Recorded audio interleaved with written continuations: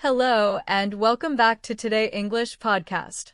My name is Laura, and I'm here to guide you on your journey to clear, confident, and natural English. If you're new here, make sure to hit the subscribe button so you never miss a lesson. Your support truly helps this channel grow. All right, take a deep breath, relax, and let's begin today's session. When you and I think about relationships, communication, and human behavior, we often think about big moments, big conflicts, and big stories, but sometimes everything begins in the smallest possible way. In a moment so simple that we almost forget it later, and this story, the one we are about to explore together today, begins on a very ordinary morning with a very ordinary person. A young man named Daniel who is walking through his quiet neighborhood with a cup of warm coffee in his hand. Thinking about nothing special, just breathing in the cold morning air and listening to the soft sound of leaves moving above him, and as he walks, he tells himself that today will be simple, today will be quiet, and today will be predictable. But of course life is never as simple as we expect, because human behavior, relationships, and communication always surprise us when we least expect it. Daniel notices something small at first, something he almost ignores, a woman standing by a bus stop with a suitcase beside her, her hands shaking slightly as she tries to zip up her jacket, and even though Daniel does not know her and has no reason to talk to her, he feels something familiar in her expression, something like worry or confusion or maybe the feeling of being lost, and this tiny moment becomes the hook that pulls him forward, because relationships often start at the edge of curiosity, when we notice something in someone else that reflects something inside ourselves. For a moment he hesitates, and we all know that hesitation, that tiny second when we ask ourselves, should I say something? Should I stay quiet? Should I get involved or just keep walking? His heart beats a little faster, not because he is afraid of her, but because speaking to a stranger is always a small risk, a small leap into the unknown. He thinks about communication, how simple it sounds, but how difficult it feels, especially when we worry about saying the wrong thing or being misunderstood, and he almost keeps walking, almost lets this moment pass, until something inside him says, "Just ask if she's okay." So he stops, takes a deep breath, and steps toward her. "Are you all right?" he asks in a soft, careful voice, a voice that tries not to interrupt her but still tries to reach her. The woman looks up and gives him a small smile filled with a mixture of relief and embarrassment, the kind of smile that people give when they want to say they're fine, even though they're not. Her name, she says, is Sarah, and she explains that her suitcase is stuck, the zipper jammed in a way that makes her feel helpless and frustrated, and she laughs quietly, the kind of laugh people use to hide stress. Daniel kneels down and looks at the zipper, and while he tries to fix it, they talk in short, soft sentences, uncertain but gentle, and this tiny conversation becomes a doorway into something bigger. The cold morning suddenly feels warmer, and both of them feel a little less alone. As he works on the suitcase, Daniel begins to notice the small details that make communication powerful, not the big speeches or deep emotional confessions, but the micro moments, the tiny things we say and the tiny things we notice. Like the way Sarah keeps brushing her hair behind her ear when she is nervous, or the way her foot taps lightly when she tries not to show worry. These things do not seem important, but they tell us what a person feels even before they speak. Human behavior always communicates, even when words do not. Finally, after a gentle pull, the zipper comes loose and Sarah lets out a soft breath of relief, the kind of breath that feels like a small victory. She thanks him, not with big dramatic words, but with a quiet sincerity that makes Daniel feel like he has done something meaningful. And for a moment, the two of them stand there with this strange but warm feeling. A feeling that comes when strangers suddenly feel connected. But the challenge begins right after this small moment, when Sarah looks at her watch and her smile fades, because she realizes she missed her bus, the only bus that could take her across the city to her morning appointment. And now her situation becomes more complicated. She sits on the bench, closes her eyes for a second, and whispers something like, "I can't believe this," and Daniel stands there unsure of what to do. Should he leave? Should he offer help? Should he stay silent? Again he faces that human moment, the moment where we choose whether to step deeper into someone's life or step away. Communication is not just about speaking, it's about choosing when to stay present. He sits down beside her and asks gently, "Do you want to talk about it?" And something surprising happens, not loud, not dramatic, but powerful in its quiet honesty. Sarah begins to talk. She tells him she is on her way to see her sister, someone she hasn't seen in a long time, someone she had a fight with, someone she wants to reconnect with today, and missing the bus feels like the universe telling her that things won't go well. She explains that she is bad at communication, that she often says things she doesn't mean when she is emotional, and that she is worried that she will mess up again. And as she talks, Daniel realizes something about human behavior. People often speak their deepest truths to those who do not judge them, even strangers, because strangers sometimes feel safer than the people we know. As she talks about her sister, Daniel thinks about his own relationships, the ones he kept, the ones he lost, the ones he never fixed.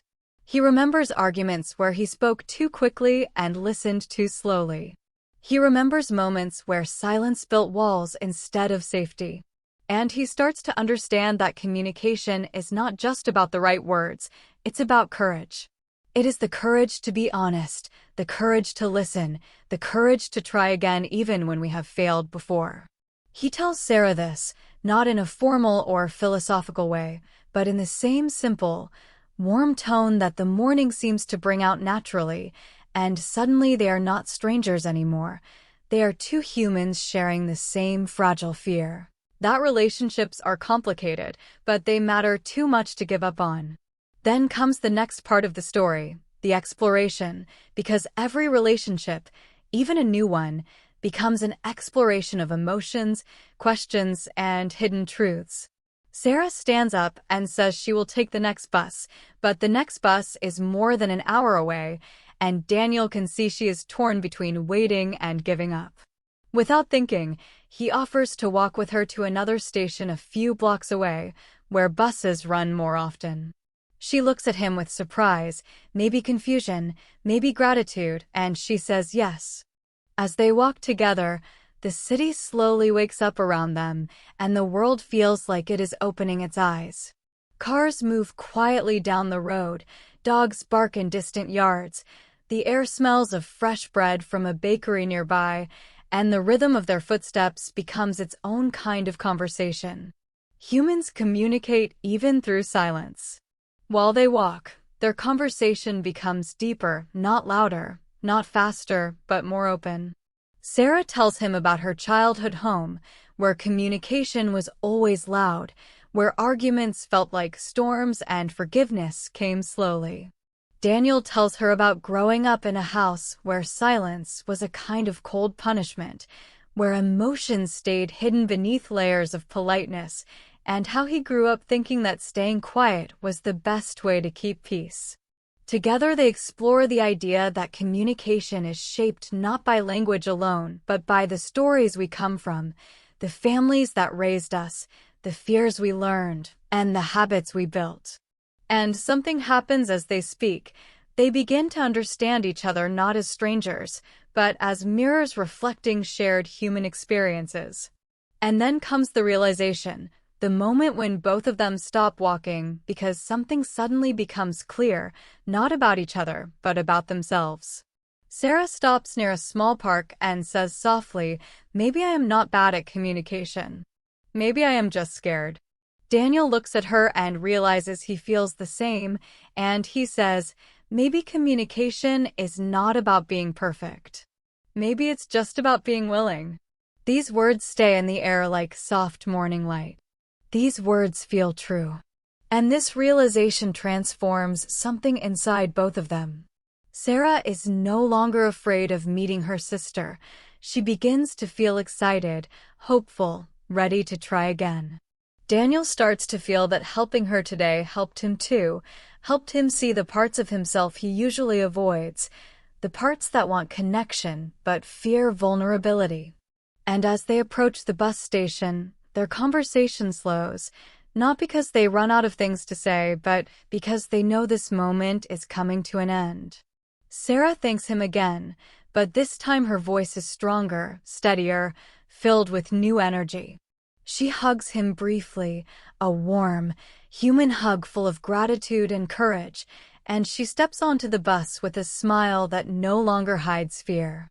Daniel watches the bus disappear into the distance, and he feels something calm settle inside him, a quiet understanding of connection, of communication, of human behavior. He realizes that relationships, whether deep and long or brief and passing, change us in ways we don't always notice.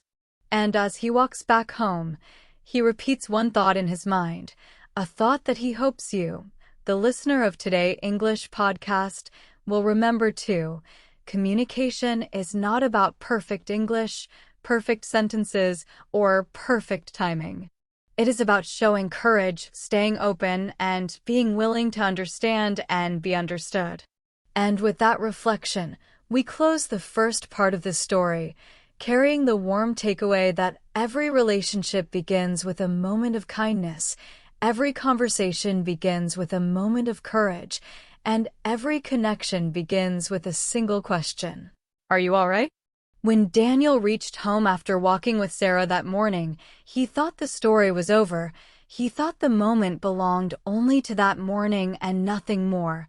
But human behavior never ends in one moment, because every connection, even a small one, changes something deep inside, and it changes the way we see people, the way we listen, and the way we speak. He placed his keys on the table and sat in his quiet living room, and for a long moment he simply sat there feeling the silence around him, a silence that usually felt safe but now felt strangely loud, because after talking openly and honestly with a stranger, the silence of his home felt too still, too heavy, too familiar. He looked at the bookshelf across the room, filled with books about communication, psychology, human behavior, all the topics he loved to read about but rarely practiced with others, and he realized something important. Learning about communication is not the same as living it. The thought made him laugh softly, not in a joyful way, but in a way that admitted the truth.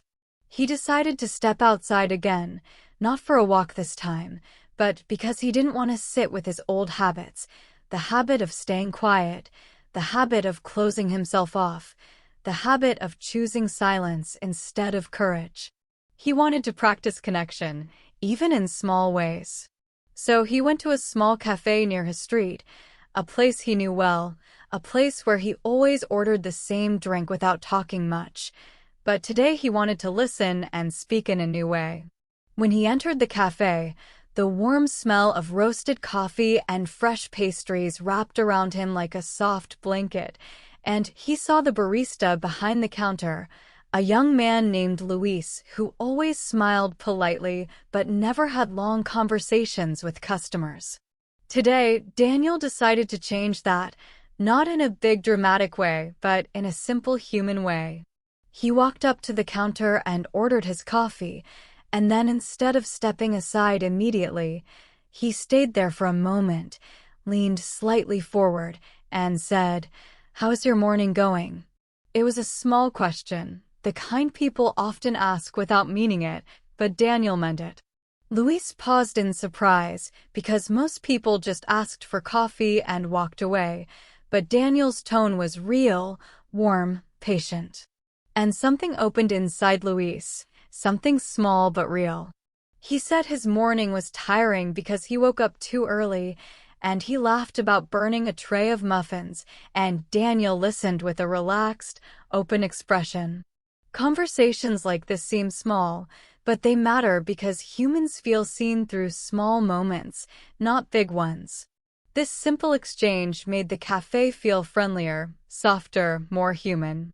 And Daniel began to understand that communication is not about deep conversations only, it is also about brief connections that warm the day. He sat by the window of the cafe and watched people walking outside, each of them carrying stories, emotions, challenges, and dreams he would never know unless someone asked, unless someone opened a bridge between them. And this made him think about the bridges we build with people, bridges made of questions, compassion, curiosity, and the bravery to be present. While he drank his coffee, he saw a woman enter the cafe holding a small dog in her arms, and she struggled to balance her bag and the dog's leash. Daniel stood up without thinking and held the door for her, and she smiled in that universal way that people smile when kindness surprises them. She sat at the table next to his, and her dog, a fluffy brown puppy with soft eyes, looked at Daniel and wagged its tail. She laughed and said, "He likes you," and Daniel smiled and said, "I like him too." And they both laughed softly, the kind of laugh that feels easy, natural, harmless. For the next few minutes, they spoke about dogs, about how animals bring calmness, joy, and connection into human lives. The woman, whose name was Mia, explained that her dog helped her through a tough time, through loneliness and stress, through moments when she needed comfort more than conversation. Daniel listened deeply, and he noticed something important. The way people talk about what they love shows who they are. Her voice softened when she talked about the dog. Her eyes brightened slightly. Her shoulders lowered as the tension left her body.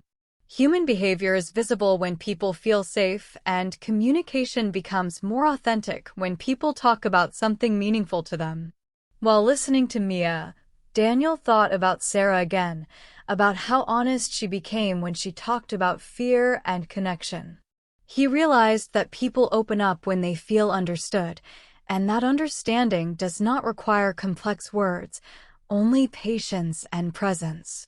They spoke for a long time, longer than strangers usually speak, because the conversation felt good, gentle, and effortless. And for a moment, Daniel wondered why he had avoided conversations like this for so many years. Maybe he feared miscommunication. Maybe he feared being judged. Maybe he simply believed nobody wanted to hear what he had to say. But now, sitting in the soft glow of the cafe morning, he felt something new, a sense of belonging. He thanked Mia for the conversation, she thanked him for listening, and they exchanged a warm smile before she left, and the dog gave one last wag of its tail as if saying goodbye. After she left, Daniel remained seated and sat there. He remembered a message his aunt had sent him the night before, a short message asking if he was free for lunch sometime this week. He had ignored it out of habit, telling himself he was too busy, too tired, too uninterested in small family gatherings. But now, after helping Sarah and speaking to new people, he realized that relationships need attention, effort, and courage. He took out his phone and finally replied, saying he would love to see her, and when she responded with a cheerful voice message full of excitement, he felt something warm spread through him. Human connection heals. He finished his coffee, stood up, and stepped outside, where the sun was now brighter and the street was filled with sounds of life. And he walked with a new purpose, to understand himself, to understand others, to be present and brave in communication. The exploration of human behavior continued as he walked through the city. He passed a street performer playing guitar, and the music felt like a gentle story carried by the wind. People gathered around the performer, some smiling, some recording with their phones, some simply closing their eyes and enjoying the melody. And in that moment, Daniel realized something important. Humans connect not only through words, but also through shared experiences, shared spaces, shared emotions. He stood there and listened, letting the music fill him, letting the moment remind him that communication is also emotional, not just verbal. When the song ended, he dropped a coin into the performer's case, and their eyes met briefly. The performer nodded with gratitude. Another tiny bridge between two strangers. Daniel continued walking and entered a small bookstore near the corner. The smell of paper and ink always calmed him. As he browsed through books, an older man next to him accidentally knocked over a stack of them. The books crashed onto the floor, and the man looked embarrassed and anxious. Without thinking, Daniel kneeled to help him gather them, and the man sighed in relief and thanked him in a shaky voice. Daniel said gently, "It happens to all of us," and the man smiled with soft appreciation.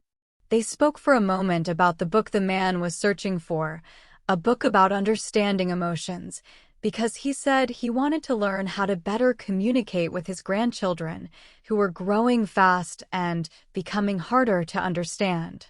Daniel listened carefully and felt moved by the honesty of the man's desire to reconnect with his family. They talked about patience, about generational differences, about how communication styles change over time, and how important it is to meet people where they are, not where we wish they were. The man said something Daniel would remember throughout the day: people grow, and relationships must grow with them. Those words stayed with Daniel long after he left the bookstore. And as he walked down the sidewalk, the realization deepened inside him. He understood that communication is not only about speaking well, but understanding that people change, feelings change, and our way of connecting must change too. The transformation inside him was gentle but steady. He felt lighter, more open, more connected not only to others, but to himself. And the reflection came naturally. He thought, if conversations with strangers can make me feel this alive, what about conversations with the people I love? What about the relationships I have avoided or neglected? What about the connections I never tried to fix? And with these questions came the takeaway of this second chapter in his journey.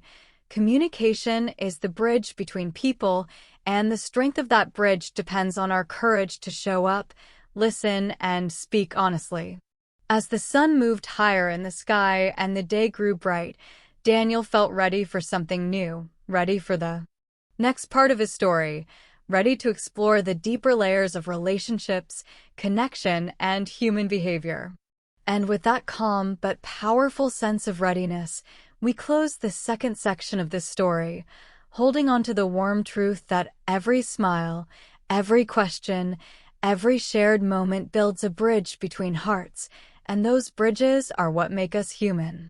As the afternoon sun stretched across the city, warm and bright and full of movement, Daniel felt a quiet energy building inside him, the kind of energy that comes when a person begins to understand something important about themselves, something they had ignored for too long. He walked without a destination, without a plan, letting the city guide him, letting life unfold in its natural rhythm, because sometimes exploration is not about where you go, but about how open you are as you move. People passed him on both sides of the street, students laughing, parents pushing strollers, workers in uniforms rushing to their next task, tourists holding maps with hopeful confusion, and Daniel watched all of them with a new sense of curiosity.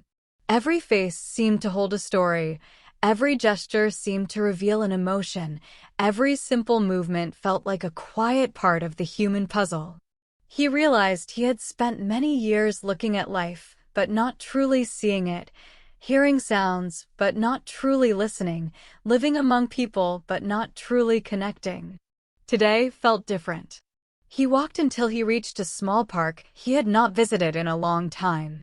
It was the kind of place where people fed birds, children played on slides, and old friends sat on benches sharing quiet conversations.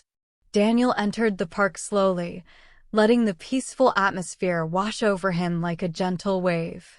He found an empty bench under a tall tree and sat down, breathing in the soft smell of grass and earth. He allowed himself to simply observe, not with judgment, but with gentle awareness. A little boy ran past him, chasing a blue ball with pure excitement, his laughter ringing through the air like a bright melody. A woman nearby spoke on the phone in a frustrated tone, pacing back and forth while trying to calm herself. A couple sat on a blanket having a picnic, whispering softly as if the rest of the park didn't exist.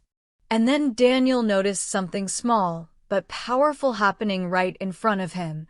An older woman sitting alone on the bench across from him, holding a book but not reading it, her eyes staring into the distance with a kind of sadness that felt heavy even from far away. This moment became the hook, a new thread pulling him forward. He felt that familiar question rise inside him again, the question of whether he should approach, whether he should say something, whether he should risk stepping into someone else's quiet space.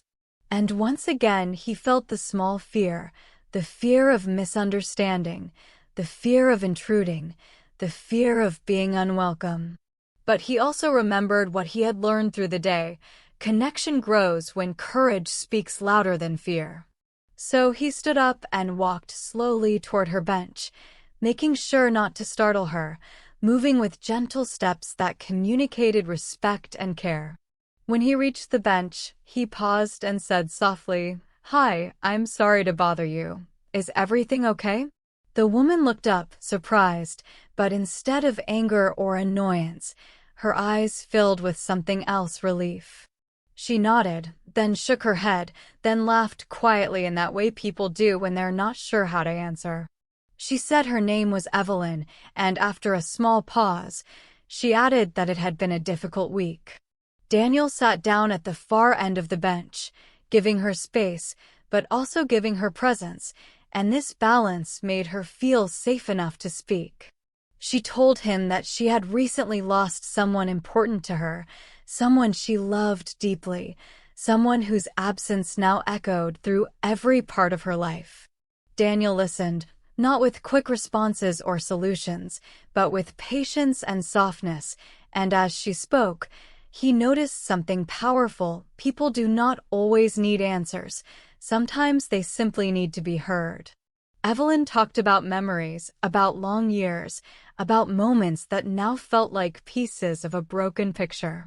She spoke slowly, sometimes stopping to wipe a tear from her cheek, and Daniel stayed silent, giving her space to breathe and express. This silence was not empty, it was supportive, warm, alive. Silence can be a powerful form of communication when it says, "I am here. I am listening. You are not alone." As Daniel listened to her, he realized something important about human behavior. Listening creates connection faster than speaking does. People open their hearts when they feel safe, and safety often comes from being heard. Daniel reflected on how often he had avoided deep conversations in his life, not because he lacked empathy, but because he feared not knowing what to say.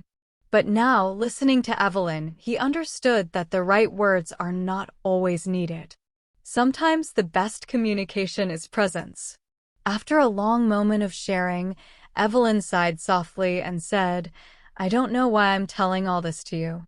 Daniel smiled gently and replied, "Maybe because sometimes it's easier to talk to someone who is just here to listen."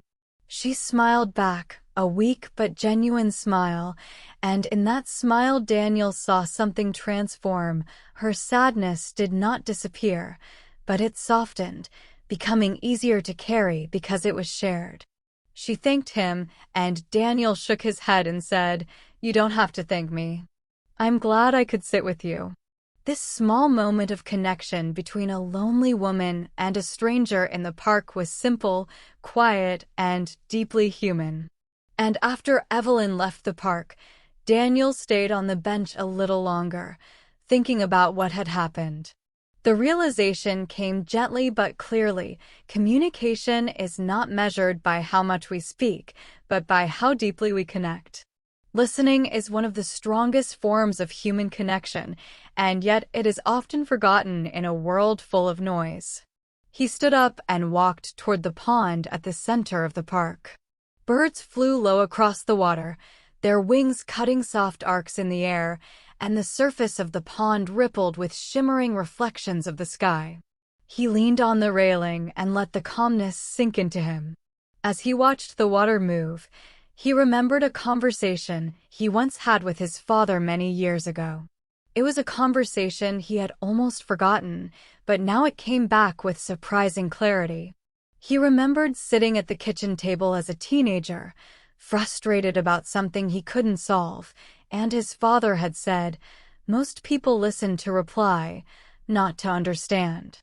Be the kind of person who listens to understand." At the time, Daniel had thought it was just another piece of adult advice. Something wise but distant, but turned with new meaning. Understanding is the foundation of every healthy relationship between friends, families, partners, and even strangers. Daniel realized he wanted to rebuild some relationships in his life, starting with the one that mattered the most and had been quiet for too long, his relationship with his father. They had not spoken deeply in years, not because they were angry, but because they had slowly drifted apart. They lived in different worlds, different routines, different emotional landscapes. Their calls were short, polite, practical, weather updates, simple questions, nothing more. And now Daniel felt a pull inside him, a desire to reconnect, to understand, to listen. He took out his phone from his pocket and held it in his hand, feeling its weight and feeling the meaning behind this moment. Calling his father felt huge, heavy, emotional. But he knew that if he wanted stronger relationships, he had to be the one to initiate the bridge, to cross it first, even if it felt scary. He dialed the number before fear could stop him. The phone rang once, twice, 3 times, and then his father answered with a surprised tone, as if he did not expect a call at this time of day. "Daniel," he said, "is everything okay?" Daniel smiled softly because this was always the first thing his father asked, the question that came from care even if it sounded worried. Daniel said, "Yeah, everything's okay. I just wanted to talk." There was a pause, a long, soft pause that held years of distance inside it, but then his father said, "I'm glad you called." Daniel felt something warm push against his chest, something like emotional release. They talked for a long time, longer than they had in years. They talked about simple things first, the park, the weather, the music his father had been listening to, but slowly the conversation deepened. Daniel talked about helping Sarah that morning. He talked about meeting new people. He talked about listening to someone in pain. And his father listened quietly, sometimes adding small thoughts, sometimes just breathing on the other end of the line. And then his father said something that surprised Daniel. He said, "I've missed talking like this." And Daniel replied, "Me too." The honesty in those words formed a new connection between them, a bridge that had been broken but was now slowly being repaired. When the call ended, Daniel felt lighter, stronger, more grounded. The transformation inside him grew. He realized that relationships do not always fall apart dramatically. Sometimes they slip away quietly, slowly, softly. But they can also be rebuilt gently, with patience, listening, and willingness. He left the park with a new sense of clarity. The world around him seemed brighter, the sounds clearer, the air fresher. He understood now that listening is a powerful tool, not only for understanding others, but for understanding ourselves. As he walked back toward the main street, he repeated one simple truth in his mind, a truth that carried the essence of communication, the essence of human connection. The heart speaks quietly, so we must listen softly. And with this reflection, we end the 3rd section of the story, carrying with us the warm takeaway that listening is the moment where real communication begins, where relationships heal, and where human behavior reveals its deepest truths. As evening began to stretch across the sky and the warm orange light turned the city soft and golden, Daniel felt a calm determination guiding his steps, as if the whole day had been preparing him for the next chapter of his journey. The chapter where he would look inward, face the truths he had avoided, and explore the deeper layers of himself. Communication with others had opened the door, but now he needed to communicate with the person he had been neglecting for years, himself. He walked slowly toward a quiet street, a place filled with old houses, tall trees, and the gentle rustle of leaves that moved like whispers in the wind. This street reminded him of childhood, of walking home after school with a heavy backpack and a mind full of thoughts he never shared with anyone. He realized something. He had been practicing silence since he was young, not the peaceful kind of silence, but the protective kind, the silence that builds walls instead of bridges. Today had been full of conversations, full of listening, full of connection, but now he needed honesty, and honesty begins within. He reached a small park near his childhood school and sat down on an empty wooden bench.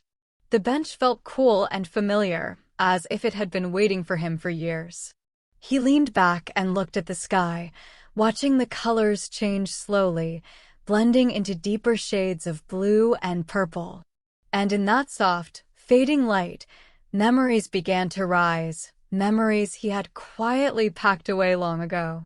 He remembered being a quiet child who felt emotions deeply but rarely spoke them aloud. He remembered moments when he wanted to tell someone he felt scared or confused or lonely, but he always stayed silent because he believed silence was safer than vulnerability. He remembered learning, slowly and painfully, that emotions were things to hide, not share. But today had shown him a new truth. Vulnerability is a doorway, not a danger. He closed his eyes and let a long breath escape. The air felt cool against his skin, and he felt a kind of gentle courage inside him, the kind that comes from facing one's own heart. And this moment became the hook, the beginning of his internal journey, the moment when he finally asked himself the question he had been avoiding: what am I really afraid of? The question echoed through him, not harshly, but honestly. And the answer came quietly: I am afraid that if I show who I really am, people will leave. This fear was not new. It was old, heavy, familiar. It had followed him like a shadow throughout his life. It explained why he stayed silent in relationships, why he avoided deep conversations, why he ignored messages from people who cared about him, why he chose quiet instead of honesty. But now, sitting on that old wooden bench, he finally allowed himself to feel this fear instead of running from it. And something shifted.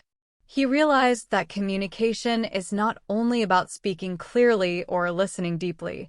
It is also about being honest with ourselves, about understanding our own patterns, our own fears, our own behaviors.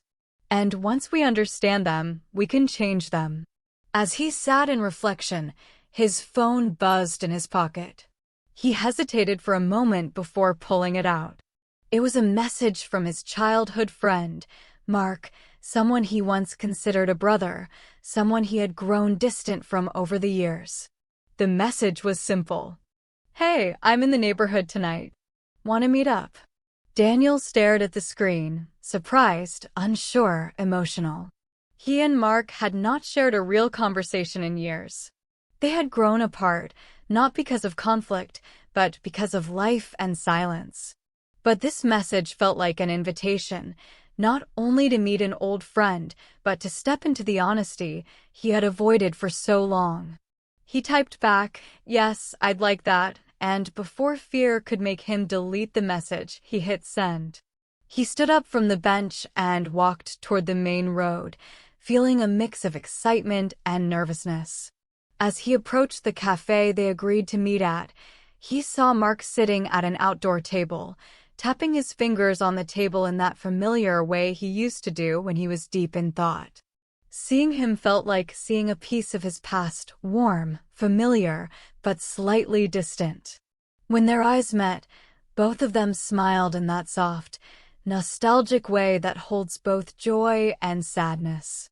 They hugged briefly, and the hug felt like a restart button, a quiet reminder that some connections, even when forgotten, still live inside us. They sat down and began their conversation with small things: work, life, simple updates. But after a few minutes, the conversation slowed and an unspoken question hung in the air. What happened between us? Daniel felt the old discomfort rise inside him. He feared the conversation might become painful, awkward, or emotional. But he remembered what the whole day had taught him. Communication grows when honesty begins. So he took a slow breath and said softly, "I've missed this. I've missed you." Mark paused, surprised, touched, and then he said, "I've missed you too." And with those two sentences, something opened between them. A quiet bridge. A real moment.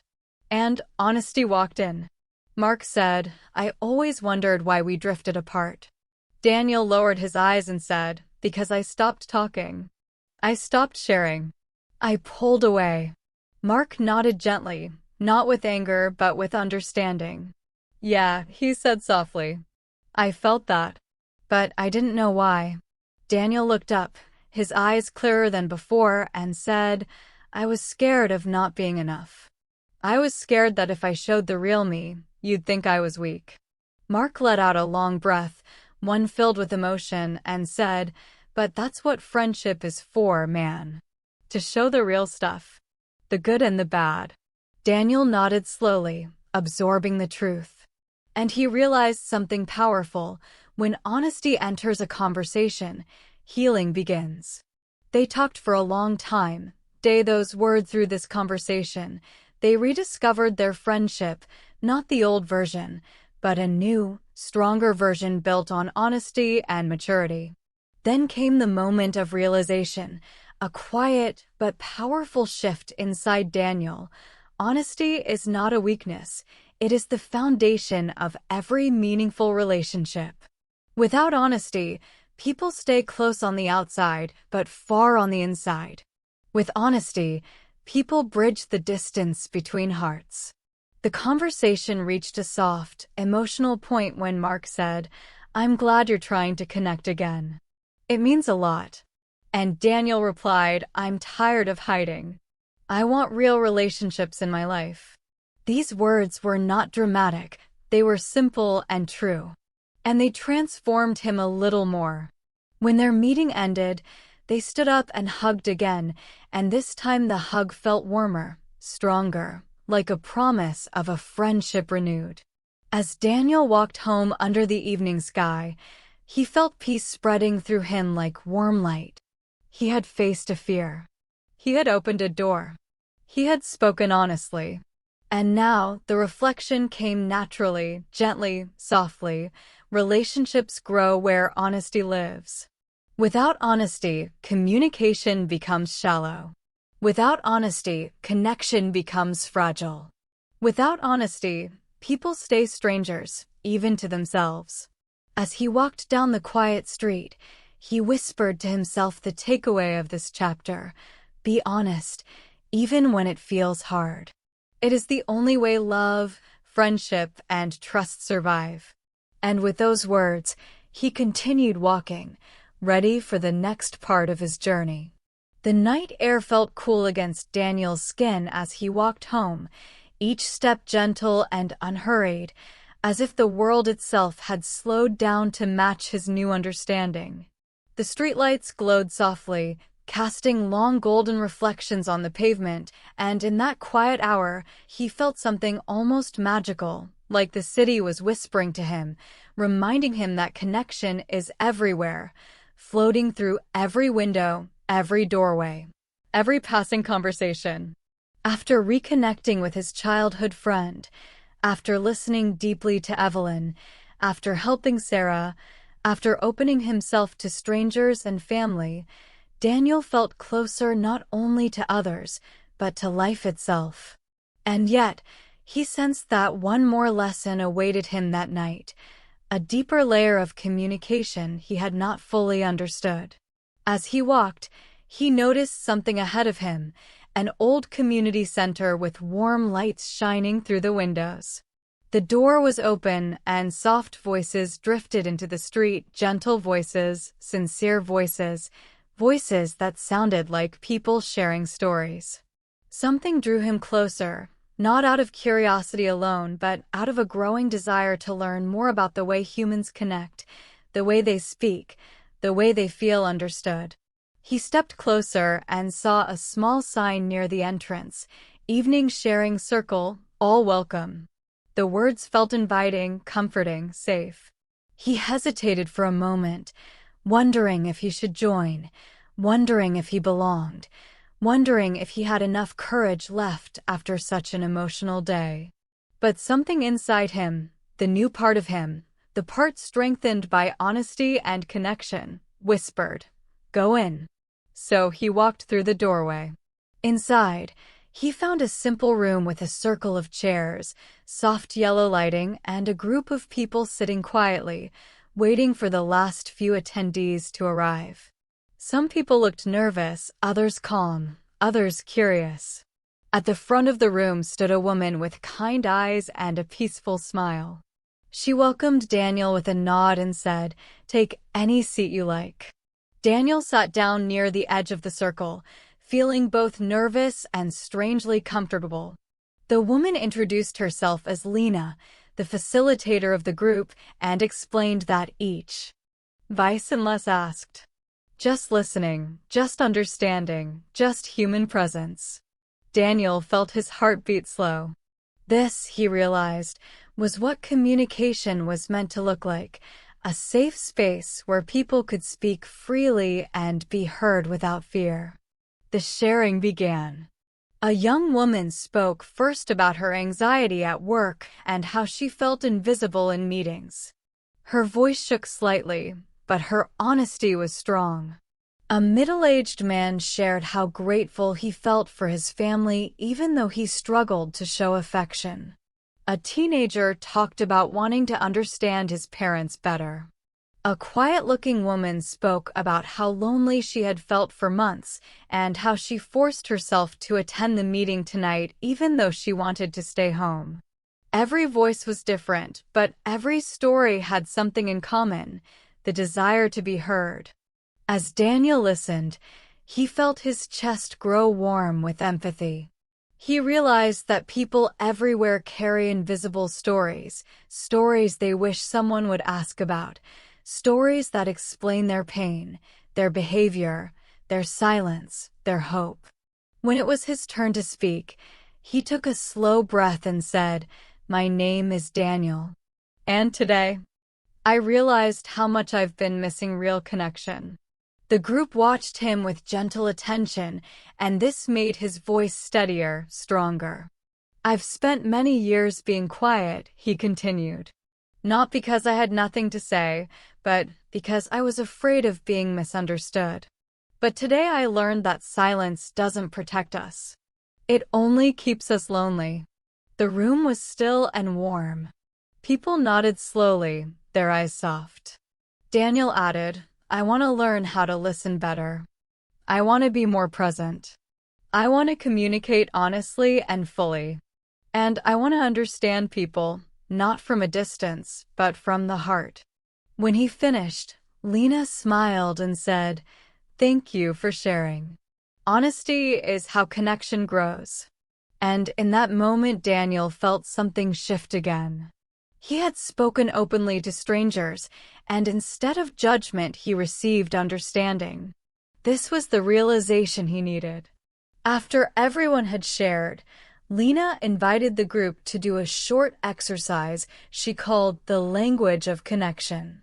Each person would pair with someone else and sit face to face. For 2 minutes, one person would speak while the other listened, not interrupting, not reacting, just being fully present. Then they would switch. Daniel paired with a man named Leo, someone with kind features and gentle eyes. When it was Leo's turn to speak first, he talked about feeling overwhelmed by responsibilities, about feeling unseen at work, about wanting to express his feelings more clearly but not knowing how. Daniel listened without judgment, without planning his response, without thinking about himself. He simply listened. And he noticed something. When you listen deeply, you feel the other person's world, not just their words. When it was Daniel's turn to speak, he talked about his fear of vulnerability, his habit of hiding emotions, his desire to change. And as he spoke, Leo listened with the same quiet presence Daniel had offered. For the first time in a long time, Daniel felt fully heard. And something inside him softened, opened, expanded. This exercise lasted only a few minutes, but the effect was powerful. It taught him that communication is not about performing, it is about connecting. It is not about speaking perfectly, it is about speaking authentically. And more importantly, communication is not a skill, it is a relationship. After the circle ended, people slowly stood and gathered their things. Some hugged, some exchanged phone numbers, some simply smiled and walked out quietly. Daniel stayed behind for a moment, feeling the weight of the experience settle gently into his heart. As he walked out of the community center, the night felt alive with meaning. The streetlights glowed softly, and somewhere in the distance, someone laughed, a warm, comforting sound that echoed through the quiet street. Daniel walked slowly, reflecting on everything he had learned. He realized that communication is more than talking, more than listening, more than honesty. It is a language made of emotions, trust, patience, and presence. It is a language we all know but often forget.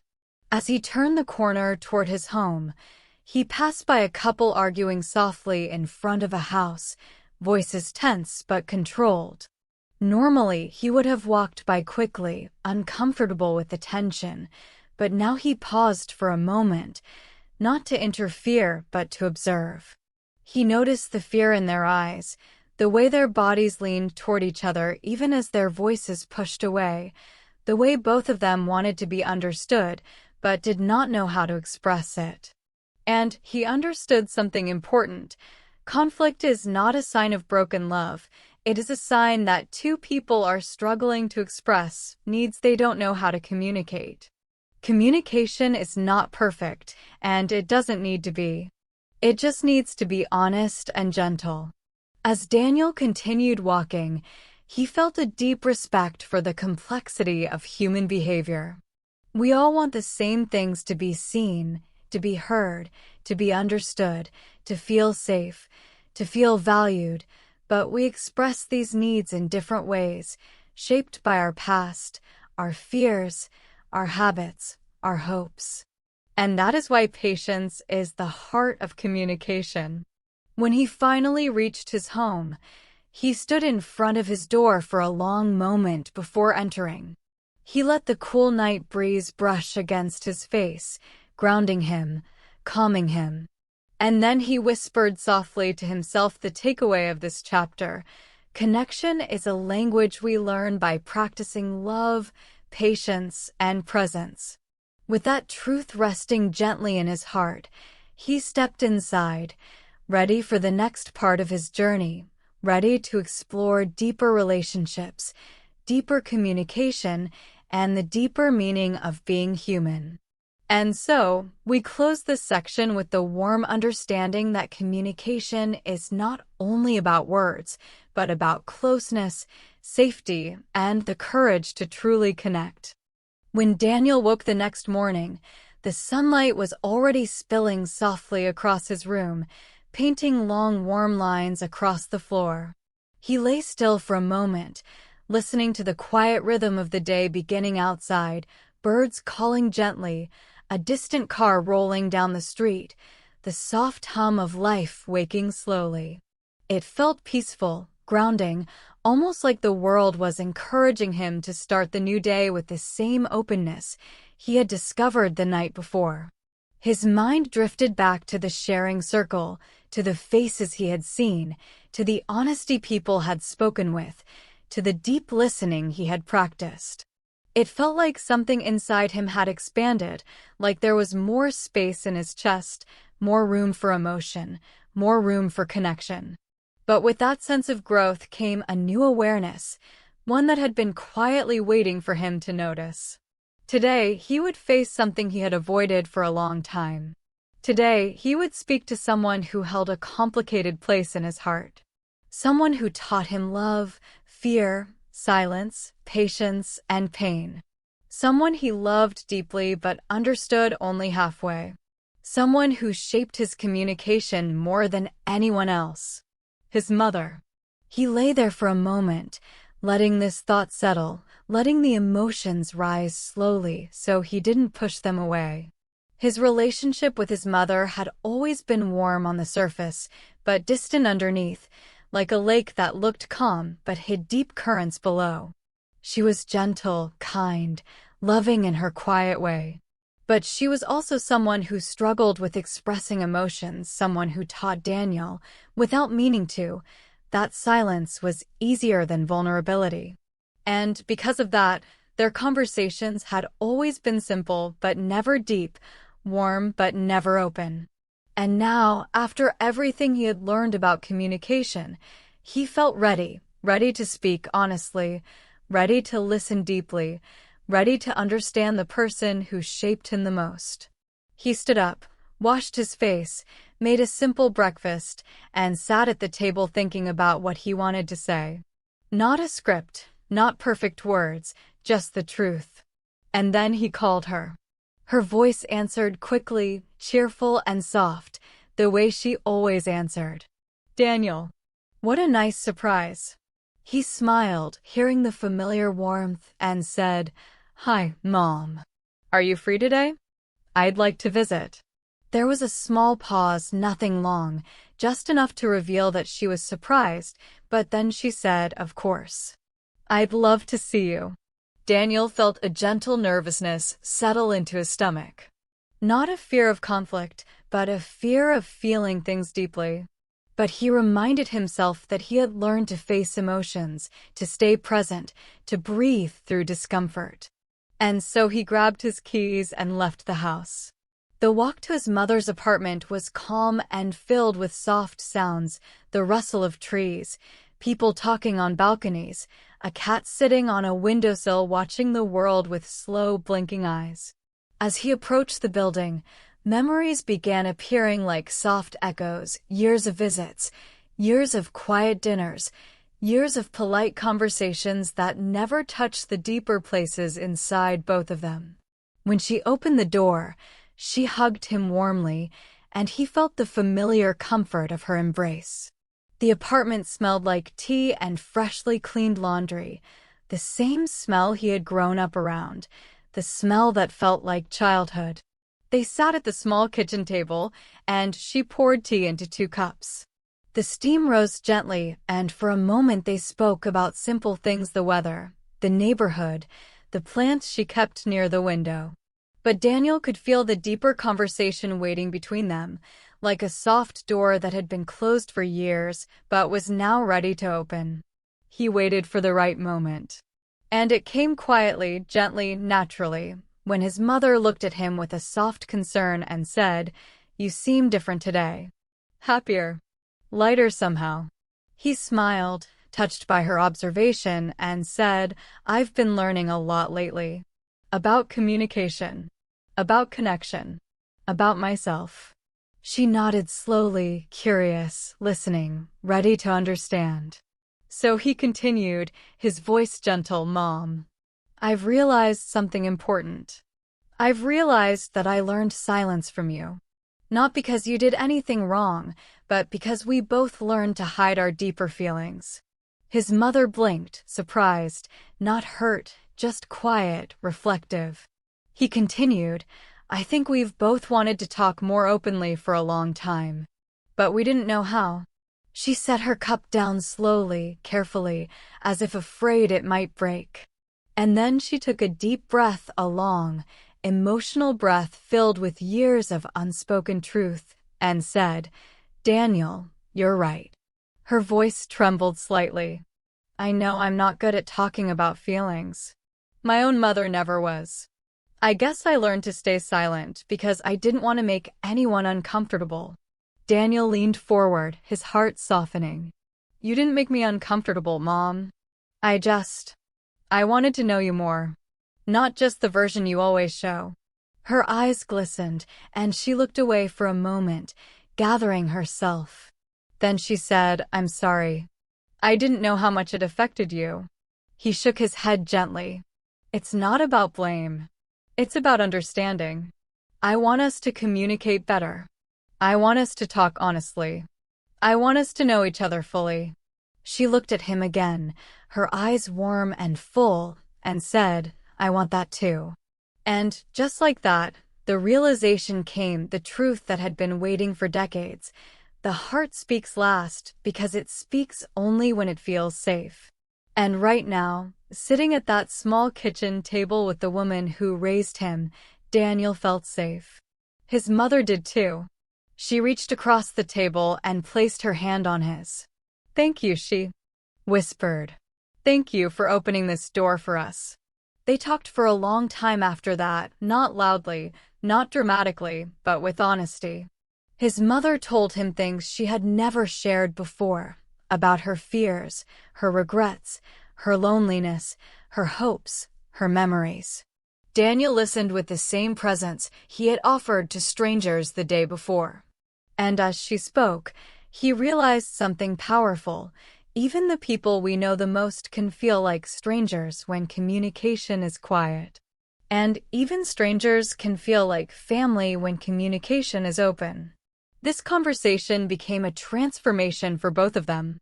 The air felt lighter. The space felt warmer. The silence between them felt new, not a wall anymore, but a peaceful pause between truths.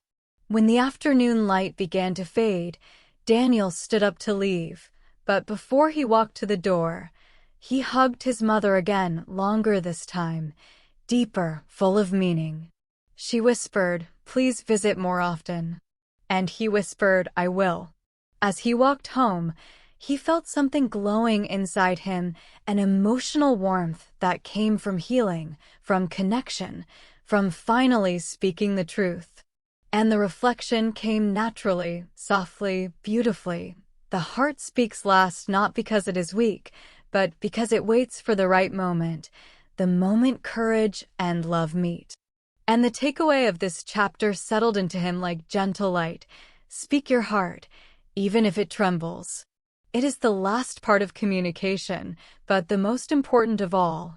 The evening sky stretched wide and soft above Daniel as he walked home, and he felt a strange, peaceful sense of clarity moving gently through him.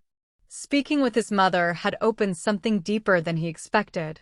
It felt like he had finally stepped into a part of himself he had avoided for years, a quiet room where truth lived patiently, waiting for him to enter. And now that he had entered it, he felt more honest, more open, more alive. But this new honesty came with another realization, a gentle but heavy one. There was still someone he needed to speak to. Someone who had once been close, but had slowly drifted away. Someone Daniel missed, but didn't know how to reach anymore. His older brother, Aaron. As he walked, thoughts of their childhood floated up, two boys running through fields, laughing loudly, sharing secrets only siblings understand, building forts and pretending they ruled whole kingdoms. They were close then. Closer than friends. Closer than anyone. But life had changed them. Growing older brought distance. Different choices. Different paths. Different ways of communicating. Years passed. Conversations became short. Messages became rare. Visits became polite but shallow. They loved each other, yes, but from far away, as if their hearts were standing on opposite sides of a long, quiet river. Daniel knew the reason. Both of them were afraid of disappointing each other. Both of them hid their struggles. Both of them pretended to be strong. And both of them repeated the same old family pattern, silence instead of truth, distance instead of vulnerability. But after the last few days, after learning so much about connection and communication, Daniel no longer wanted the distance. He knew that relationships don't heal on their own. People heal them. With honesty, with patience, with courage. And so, as he approached his home, he made a decision. He would talk to his brother. Not next month. Not one day. Today. He sat on the couch, took a deep breath, and opened his phone. His fingers hesitated for a moment over Aaron's name, but then he remembered the lesson he had learned with his mother. The heart speaks last, but it must speak. He pressed call. His brother answered after a few rings, his voice calm but slightly surprised. "Hey, Daniel. Everything okay?" Daniel smiled softly at the familiar tone. "Yeah, everything's okay. I was wondering, are you free to talk for a bit?" There was a short silence, not uncomfortable, just thoughtful, before Aaron said, "Yeah, sure." "What's up?" Daniel felt his chest tighten with nerves, but he forced himself to stay present. "I was thinking, maybe I could come by. It's been a while." His brother's voice softened almost instantly. "Yeah, I'd like that." And, just like that, the door opened. 30 minutes later, Daniel was standing outside Aaron's apartment building, feeling the familiar nervousness of visiting someone after too long. The hallway smelled of old carpet and warm cooking from a neighbor's kitchen. When Aaron opened the door, Daniel felt a mix of comfort and sadness. His brother looked the same, strong shoulders, tired eyes, warm presence, but he also looked like someone carrying stories he hadn't shared. They hugged briefly, a little stiffly, but warmly. Inside, the living room felt neat and quiet, the kind of quiet that grows when someone spends too much time alone. They sat down. At first, they talked about simple things: the weather, work, weekend plans. It felt safe but distant, like two people carefully walking around a fragile truth. Finally, Daniel took a slow breath and said, "Can I say something real?" His brother looked at him, surprised but open. "Yeah, of course."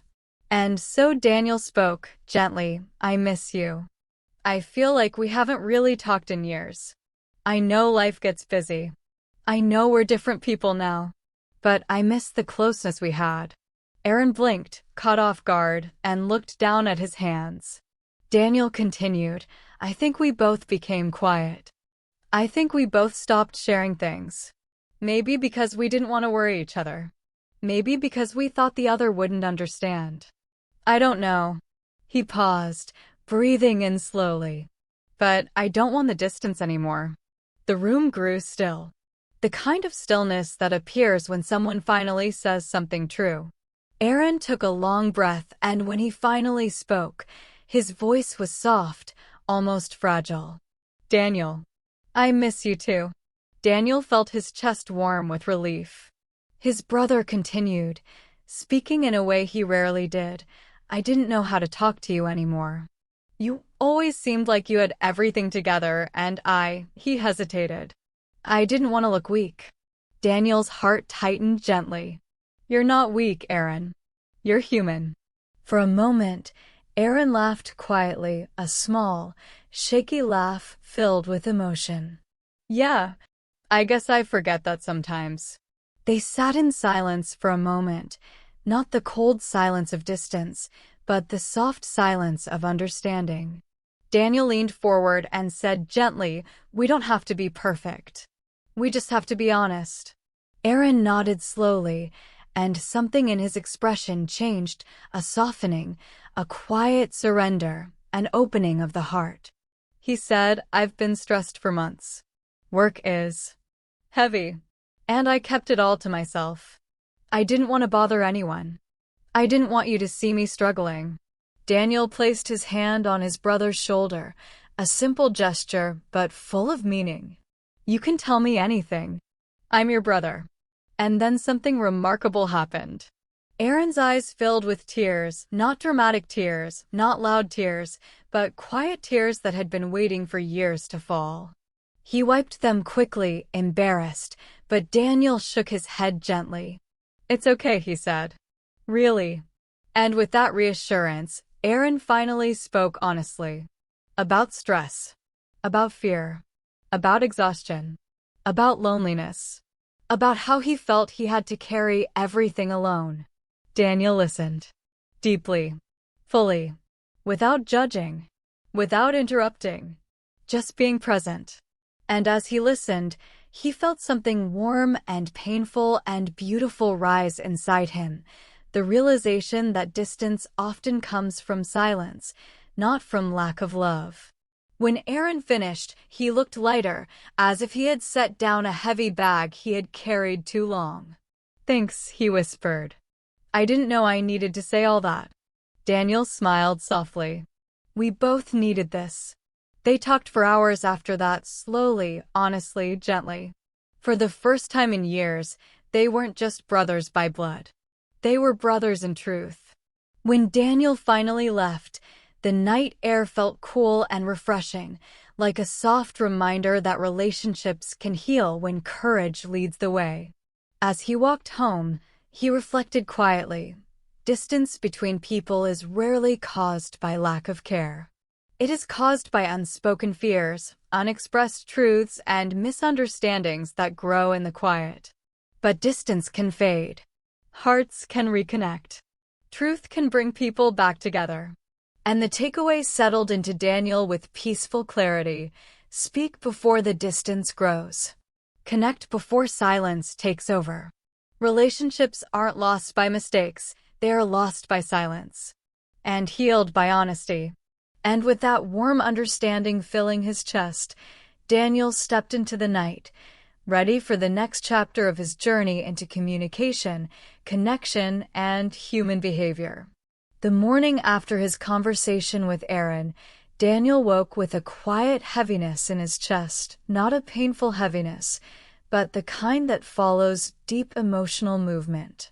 It was the weight of truth finally spoken, the weight of years of silence finally melting, the weight of connection returning to places that had felt cold for too long. He stretched slowly, letting the sunlight warm his skin, and he felt grateful that courage had guided him, grateful that distance had softened, grateful that his heart felt stronger than ever. But even with all the progress he had made with himself, with strangers, with friends, with family, there was still something lingering, something unsaid, something unfinished, something he had been avoiding, not because he feared conflict, and not because he feared being misunderstood, but because he feared the truth. And the truth was simple. He needed to face a part of himself he always hid. Not from others, but from his own heart. He needed to face the unsaid truth inside him. Daniel made a cup of warm tea and sat by the window, watching the soft morning traffic drift by. People walking, people rushing, people laughing, people lost in thought, every person carrying their own inner conversations, their own fears, their own unspoken truths. And he wondered, what truth have I been avoiding? What part of myself have I been too afraid to say out loud? He leaned back in the chair, closed his eyes, and listened to the quiet inside him. At first, it was only silence. But eventually, like a whisper rising from deep water, he heard the truth he had been pushing away for years. He felt unseen. Not by everyone. Not all the time. But in the deepest corners of himself, he carried a quiet belief that his emotions didn't matter, that his needs weren't important, that speaking up would only make him a burden. It was a belief he never said out loud, not even to himself.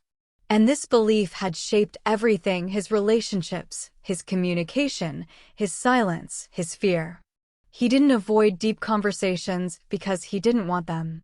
He avoided them because he didn't believe he deserved them. He didn't stay quiet because he lacked words. He stayed quiet because he didn't believe his words held weight. This was the truth.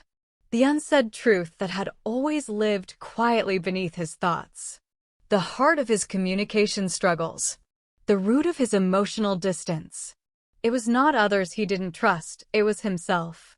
He opened his eyes slowly and took a deep breath, feeling a gentle ache rise in his chest, an ache that came not from sadness, but from recognition. He whispered softly to the empty room, "I matter. My feelings matter." The words felt strange, unfamiliar, almost uncomfortable. But they felt right. And with that small sentence, something opened inside him, as if a locked door had quietly swung open. He decided to go for a walk. The fresh air would help him think, and the movement would help him stay grounded as he explored this new emotional territory.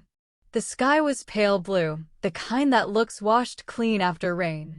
Birds moved lightly between branches, and the city felt slower than usual, calmer, quieter, almost as if it understood the kind of day he needed. As he walked, he passed a small park where children were playing, laughing loudly, running without fear or hesitation. And he thought, when did I stop expressing myself freely? When did I learn to hide? When did fear become stronger than honesty? He sat on a bench beneath an old tree, its branches long and full, its leaves dancing in the soft breeze. An older man sat at the other end of the bench, reading a book with thick glasses balanced on his nose. After a while, the man lowered the book and looked over with a warm, gentle smile. "Beautiful morning, isn't it?" Daniel nodded. "Yeah, it really is." The older man chuckled, closing his book. "You look like someone who's thinking about something important." Daniel laughed softly, surprised at how quickly he had been seen. "Yeah," he said quietly. "I guess I am." The man nodded knowingly, as if he understood without needing details. "You know," he said, "most people spend their lives hiding the truth from themselves. Not because they are weak, but because the truth scares them." Daniel listened closely. The man continued, "But when you finally face the truth, it sets you free. It hurts first, but then it frees you." Daniel felt a warm shock run through him. The man had spoken the exact thing he was living at that very moment. He didn't know the full story. He didn't know Daniel's struggles. But somehow, he still understood the root of it. "Can I ask you something?" Daniel said. The man nodded. "Of course. How do you learn to express your truth? How do you stop hiding from yourself?" The man smiled softly, closing his eyes for a moment as if searching for the simplest answer. Then he said, "You start by telling the truth to the one person you cannot avoid." Daniel frowned gently. "Who?" "Yourself." The man opened his eyes again. "Tell yourself what you really feel. Even if it hurts. Even if you don't like the answer. Even if it changes everything." He leaned back against the bench, his voice soft but strong. "And you keep telling the truth until it becomes impossible to lie again."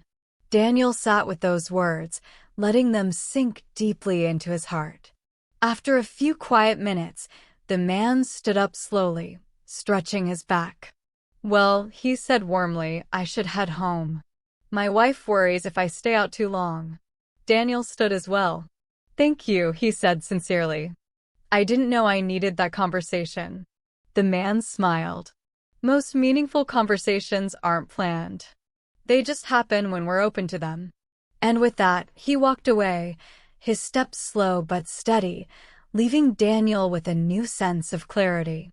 Daniel continued walking through the park, feeling lighter with each step. The truth he had avoided no longer scared him, it guided him. He understood now that communication wasn't just about connecting with others. It was about connecting with himself. He needed to express his feelings to others, yes. But first, he needed to express them to his own heart.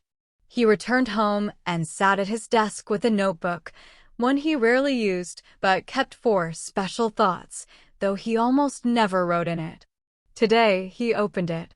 And he wrote the title at the top of a blank page, "The Unsaid Truth." He hesitated for a moment, then let the words come. He wrote his fears, his beliefs, his wounds, his hopes, his needs, his habits, his memories, his silence, his desires. He wrote without stopping, without judging, without filtering. He wrote the truth he had never said out loud. When he finished, the page was full, but his heart felt open and uncluttered. He closed the notebook gently, placing his hand on the cover. It felt like a quiet promise, a promise to never lie to himself again. As the afternoon sun began to fade into soft orange light, Daniel whispered to himself, "I matter. My truth matters." And the reflection arrived with gentle clarity. Communication with others begins with communication with yourself. You cannot speak honestly if you cannot hear your own heart. You cannot ask for love if you believe you don't deserve it. You cannot connect deeply if you hide your own truth. And so the takeaway settled into him beautifully. The truth you avoid becomes the wall you live behind. The truth you face becomes the door you walk through. And with that deep understanding filling his chest, Daniel felt ready for the next chapter, the next connection, the next discovery in his journey through communication, relationships, and human behavior. The next morning arrived quietly, with soft light slipping through Daniel's curtains like a gentle invitation to begin again. He opened his eyes slowly, letting the warmth of the sun spread over him, and for the first time in a long time, he felt proud of himself. Not for doing something impressive or finishing a difficult task, but for facing emotions he had avoided for years. It felt like he had been walking with a heavy backpack without realizing it, and now that the weight was gone, everything felt lighter. But the journey wasn't finished. Something inside him whispered that a new step was waiting. Not a step toward another person this time. A step toward the world. Toward life. Toward the version of himself he had been growing into. He made his breakfast slowly, enjoying the simple movements, the sound of the spoon against the bowl, the steam rising from his tea, the quiet morning air. As he sat at the table, he thought about the lessons of the last few days. How connection had changed him. How communication had opened parts of him that were once tightly closed. How listening had taught him to understand people. How speaking his truth had healed old wounds. But there was one lesson he hadn't learned yet, one final step on this journey of communication, how to act on the new truth. Because communication isn't only about speaking or listening. Communication is also about changing. And now that he had expressed himself, understood his fears, opened his heart, and reconnected with the important people in his life, the next step was clear. He needed to live differently. Not a dramatic change. Not a complete transformation overnight. But a gentle shift. A moment of choosing a new way forward. As he finished his tea, his phone buzzed. It was a message from Sarah, the friend he had helped during her difficult conversation earlier that week. The message was simple. "Thank you again for the other day. You really helped me see things more clearly. If you're free today, I'd love to talk more." Daniel felt a warm smile spread across his face.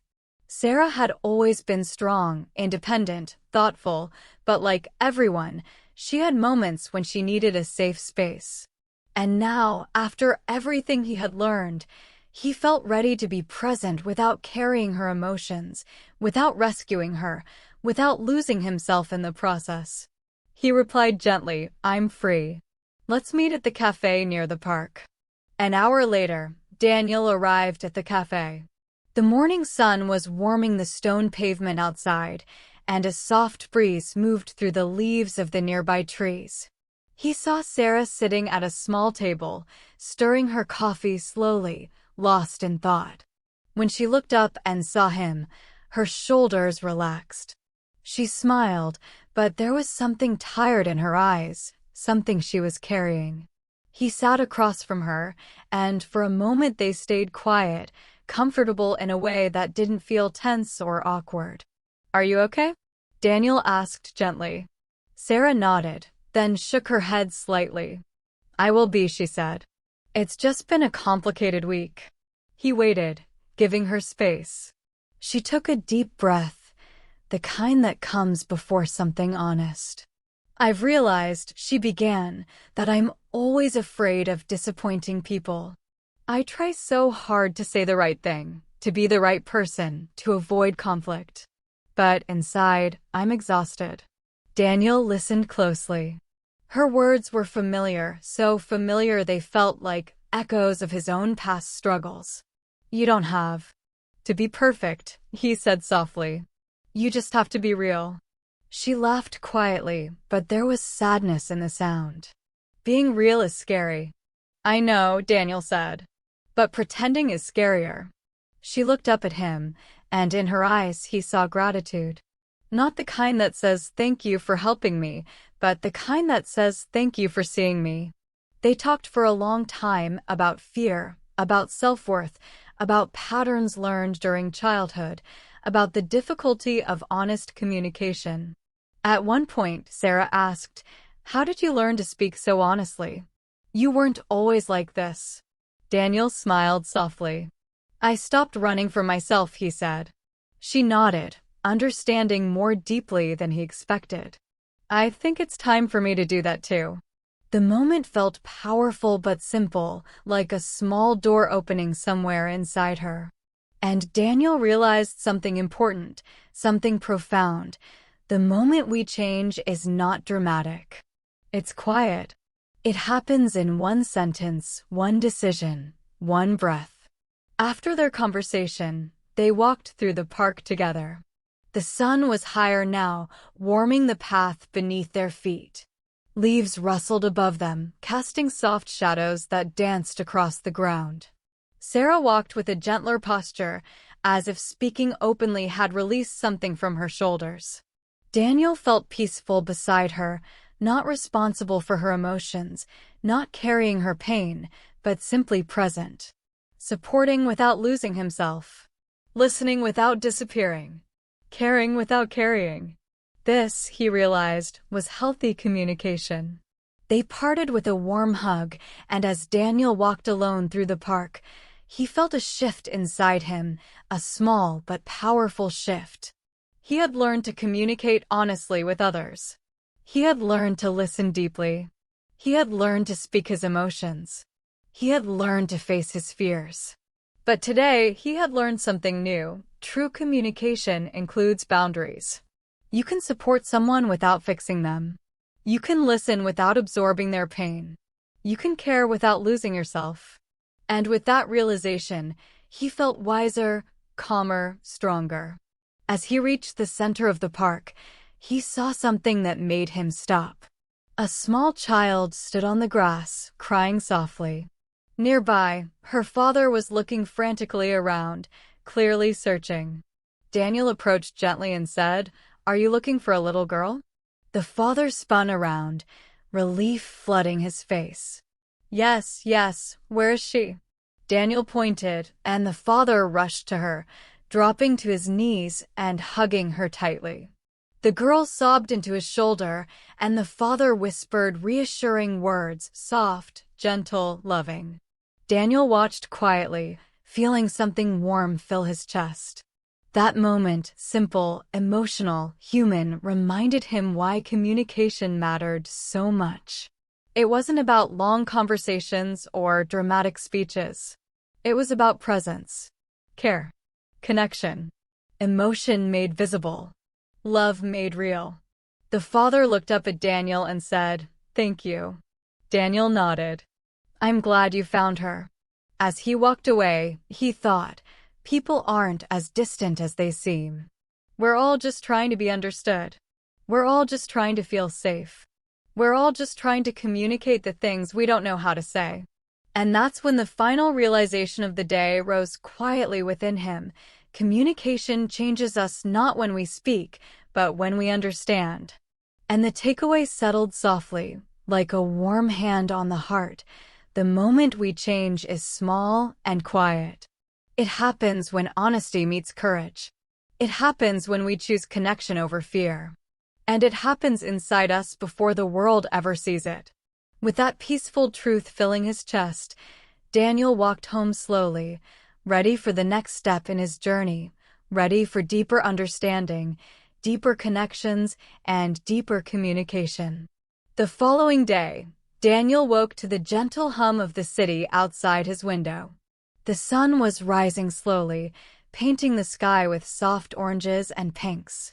It was a quiet morning, the kind that makes you feel that anything is possible. He stretched and took a deep breath, thinking about everything he had learned so far. Communication wasn't just about speaking. It wasn't just about honesty. It was also about listening. Listening deeply. Listening beyond words. He made a cup of coffee and sat by the window, watching the people passing by. Some were walking quickly, absorbed in their own worlds, while others walked slowly, noticing the little things: a bird, a flower, a smile from a stranger. Daniel realized that communication was happening everywhere, constantly, but most people were only half listening, half present. And he wanted to change that. Today, he decided he would practice listening. Truly listening. Not just to words, but to emotions, to pauses, to silence, to what was hidden between the lines. Later that morning, he met his friend Maya at a quiet cafe. She was sitting alone, looking thoughtful, and when she saw Daniel, she smiled faintly but didn't speak right away. He sat across from her and waited patiently, remembering the lessons he had learned. Communication wasn't rushing. It wasn't filling silence with words. It wasn't forcing connection. It was presence. After a few moments, Maya sighed softly. I'm not sure how to say this, she said. Daniel nodded, smiling gently. Take your time, he said. I'm listening. And in that simple phrase, he felt something shift. Maya exhaled and began to speak, slowly at first, hesitant. She talked about her work, about struggles she had been having with a difficult project, about the stress of managing expectations, about her fear of disappointing her team. Daniel didn't interrupt. He didn't give advice. He didn't try to solve her problems. He simply listened. He noticed the pauses, the quiet sighs, the way her hands twisted the napkin nervously, the way her eyes darted to the window when she was thinking. He listened to the emotions beneath the words, the frustration, the worry, the desire to do better, the fear of failure. And as he listened, something amazing happened. Maya began to relax. Her voice became steadier. Her gestures became calmer. The tension in her shoulders eased. She wasn't just talking, she was being seen. She was being heard. And Daniel felt a warm, quiet satisfaction rise inside him. Listening wasn't passive. Listening was active. Listening wasn't just hearing words, it was understanding, it was noticing, it was feeling along with someone without losing yourself in it. Maya paused, looking at him, and said softly, "Thank you. I didn't realize I needed to say all of that." Daniel smiled. "I'm glad you did," he said. "I'm glad you trusted me to listen." She nodded, and they sat for a few moments in comfortable silence. And Daniel realized that silence itself was part of communication. The pauses, the unspoken words, the spaces between sentences, they all carried meaning. Listening beyond words was like reading a story written in subtle gestures, quiet expressions, and hidden emotions. After their meeting, Daniel walked through the city streets, thinking about the different ways people communicate. He saw a man helping a lost tourist find directions, a young couple laughing quietly while holding hands, an elderly woman giving her seat to someone on the bus. None of these people were speaking long words. None of them were giving long explanations. But communication was happening in every small action, every glance, every gesture. And he understood something important. To connect deeply, you had to pay attention not just to what was said, but to what was not said. Later that day, he met with his colleague James for a team discussion. The conversation was initially full of technical terms and problem-solving strategies. But Daniel noticed James looked frustrated, frowning slightly, tapping his pen on the desk. He stopped himself from speaking immediately and asked, softly, "James, you seem concerned. Can you tell me what's on your mind?" James blinked, slightly surprised. then took a deep breath. I think this plan is too aggressive. I'm worried we might not meet the deadline, and I don't want the team to feel overwhelmed. Daniel nodded slowly. Thank you for telling me. I understand your concern. And instead of arguing or dismissing the worry, he stayed present. He asked gently, what can we do to make it manageable? Together, they discussed adjustments. By simply listening, by noticing what James wasn't saying directly, Daniel helped create understanding and collaboration. And the takeaway became clear: listening is a skill as important as speaking. Listening allows people to feel valued. Listening allows emotions to surface. Listening allows solutions to appear naturally. That evening, Daniel returned home, feeling a quiet satisfaction. He made himself some dinner and sat on the balcony, looking at the city lights that were beginning to twinkle like tiny stars. He thought about the people he had connected with today, Sarah, Maya, James, and realized that every conversation had taught him something new. Every interaction had revealed the power of presence, of attention, of awareness. And he understood one of the most important lessons about communication: speaking can teach. Listening can transform. He remembered the old man in the park who told him, when you listen, you see more than words. You see the heart. Now Daniel finally understood what that meant. It wasn't a philosophical idea. It was practical. Listening beyond words was a way to heal, a way to connect, a way to understand not only others, but yourself. And as he reflected quietly, the last lesson settled inside him with calm certainty. Communication is not a competition of who speaks better or faster. Communication is a dance of presence, a dance of truth, a dance of listening and speaking, of understanding and being understood. And the true power lies not in talking, but in listening beyond words. That night, as he prepared for sleep, Daniel felt a deep peace. He had learned honesty, he had learned courage, he had learned connection, and now he had learned the final step: listening fully, without judgment, without interruption, with attention, with care. He closed his eyes and whispered softly, as if speaking to himself and the world at the same time, I will listen. I will see. I will understand. And with that simple promise, he drifted into sleep, ready to carry this lesson into every conversation, every relationship, every moment of his life.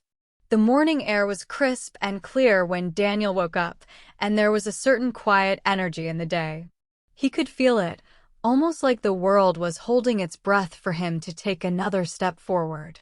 After everything he had learned about honesty, listening, and presence, he sensed that today's lesson would be something different. Something active.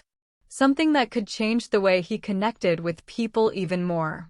As he brewed his morning coffee and looked out the window, he thought about how conversations had been unfolding in his life lately. He realized that often, people don't speak their full truth, not because they want to hide, but because they are rarely asked the right questions. Sometimes a question is more powerful than a statement. Sometimes a question opens a door that words alone cannot unlock. Daniel smiled softly, feeling a spark of curiosity. Today, he decided, he would focus on asking questions. Not leading questions, not judgmental questions, not questions with hidden motives, but genuine questions, questions that come from the heart, questions that invite honesty and reflection. He decided to start with his neighbor, Mrs. Thompson, an elderly woman who lived alone and often sat by her window with a cup of tea.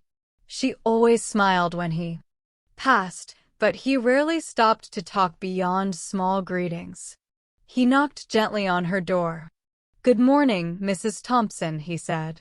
She opened the door slowly, her face lighting up with a warm smile. "Daniel, what a surprise. I was hoping we could talk for a few minutes, if you're free," he said. She nodded and invited him inside. They sat at her small kitchen table, the aroma of freshly brewed tea filling the room. Daniel took a deep breath. "Mrs. Thompson," he began gently, "can I ask you something? How have you really been feeling lately?" She paused, surprised by the simplicity and depth of the question. For a moment, she looked out the window, her eyes softening. "Honestly," she said quietly, "sometimes I feel very lonely. My family is busy, and I don't get to see them often. It can be hard." Daniel listened carefully, nodding slowly. "I can understand that," he said softly. "And how do you cope with those moments?" She smiled faintly. "I read. I write letters. I water my plants. I try to keep busy. But it is not the same as having someone really listen." Daniel reached out and gently placed his hand over hers. "I'm here. I'm listening. And I'd like to understand more if you want to share." And with that simple question, the conversation opened fully. She spoke about memories of her childhood, her dreams, her worries, and her small joys. She spoke about life, love, and loss. And Daniel didn't interrupt. He didn't offer solutions. He asked gentle, thoughtful questions, questions that encouraged her to reflect, to remember, to share. And with each question, he felt the invisible bond of trust grow stronger. Later, as he walked away from her house, Daniel felt a quiet thrill inside him. Questions weren't just tools, they were bridges. Bridges to understanding. Bridges to trust. Bridges to deeper connection. He thought about his previous conversations with Aaron, Sarah, Maya, and James. How much more could he have understood if he had asked questions from the heart? How many doors could he have opened sooner if he had not feared silence or awkwardness? He realized that asking questions was an act of courage. It meant admitting that you didn't have all the answers. It meant trusting the other person to reveal their truth. It meant being willing to hear something unexpected, something uncomfortable, something profound. Later that afternoon, Daniel met his friend Luis at a small park bench. Luis had been quiet lately, withdrawn from their usual weekend walks. Daniel greeted him warmly and said, "Luis, can I ask you something? I noticed you've been quiet these past weeks. How are you really feeling?" Luis looked at him, a little surprised by the directness. "I've been stressed," he admitted. "Work, family, everything. I feel like I'm just keeping everything inside, pretending it's okay." Daniel nodded, leaning back on the bench. "I understand." "What's been the hardest part?" Luis sighed deeply, and then he spoke honestly about pressure, fear, exhaustion, and small regrets he hadn't shared with anyone. Daniel listened, and then asked another gentle question. "And what do you need right now to feel supported?" Luis paused, thinking. I think I just needed to tell someone," he said softly. Daniel smiled. "Thank you for sharing with me. I'm glad you trusted me with this." And as they sat in silence, the lesson became crystal clear. The right question can open hearts that statements alone cannot. Questions show curiosity, respect, and empathy. Questions invite others to speak their truth without fear of judgment. That evening, Daniel returned home, reflecting on the day's discoveries. He thought about every conversation, every pause, every story he had heard. And he realized that questions, when asked genuinely, were more than words, they were keys. Keys that unlock understanding. Keys that open trust. Keys that connect hearts. He thought about the phrase he had once heard from a wise mentor: "People don't care how much you know until they know how much you care." And he understood now how questions are the embodiment of that care. When you ask a question from the heart, you show that you care enough to listen, to understand, to witness another person's truth. Later, as the city lights began to glow outside his window, Daniel sat quietly, thinking about all the people in his life, friends, family, colleagues, neighbors, strangers. He felt a quiet commitment forming inside him. He would continue to ask genuine questions. He would continue to listen. He would continue to connect. And he realized one final, powerful truth. Communication is not just about sharing your own thoughts. It is about inviting others to share theirs. And the most powerful way to do that is through thoughtful, heartfelt questions. With that realization, he closed his notebook and whispered softly, almost as if making a promise to the world, "I will ask. I will listen. I will understand." And for the first time in a long time, Daniel felt a full sense of purpose. The power of questions was not in the answers they brought, but in the connections they created. And he knew that every conversation, every interaction, every moment of listening would be richer because he had learned to ask, to open doors, to open hearts, to open himself. Thank you so much for joining today's lesson here at Today English Podcast. If you found this video helpful, don't forget to like the video, subscribe to the channel, and leave a comment below telling me what you want to learn next. Your support helps the channel grow and helps me create more lessons for you. Take care, keep practicing, and I'll see you in the next class.